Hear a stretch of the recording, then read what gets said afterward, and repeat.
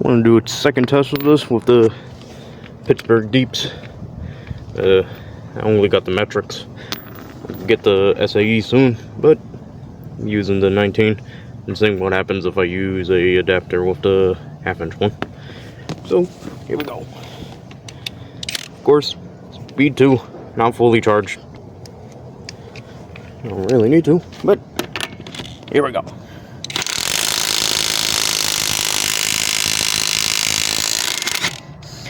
There we go. And put it back on. Put up a comparison video of a regular one right here.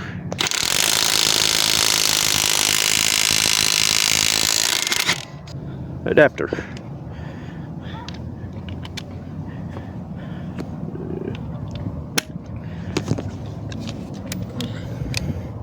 $140 as usual. So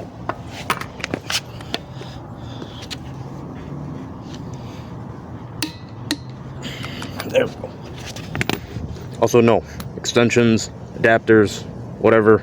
Doesn't matter if you use a torque wrench, unless it's going this way or that way. It doesn't change effect. Test it with the adapter, and it should be 27% torque loss. I'm not mistaken by a torque test channel. Of course, I know a lot of people are going to say it, but I'm going to push forward as I'm doing it.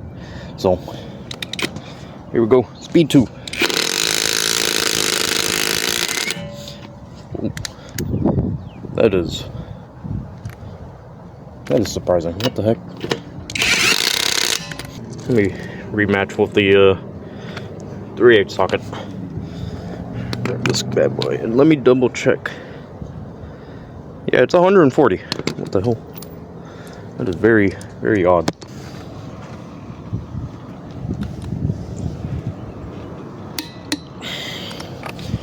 There we go. Let me retry with the 3/8 one. Obviously speed 2. Let me press a little bit more.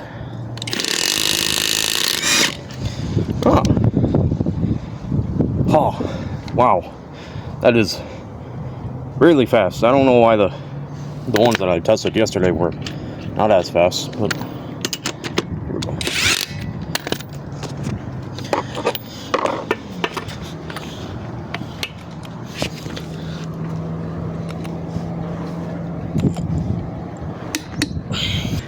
Let me just see if it was torqued a little bit more than 140, so I'm gonna go 150. The maximum at 150.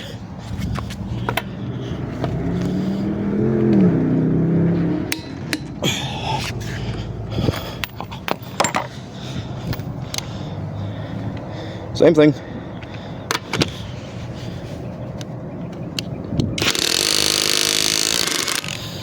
Oh, that's very weird.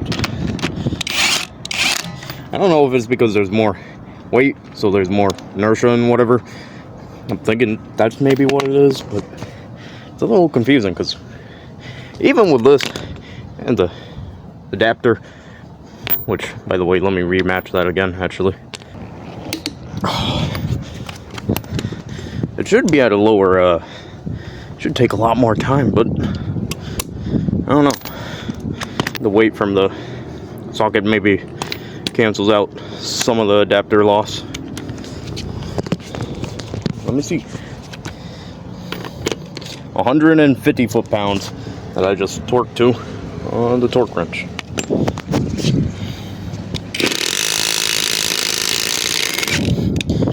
Oh. Yeah, I think it's just the inertia and all that crap. So, anyways, bye-bye.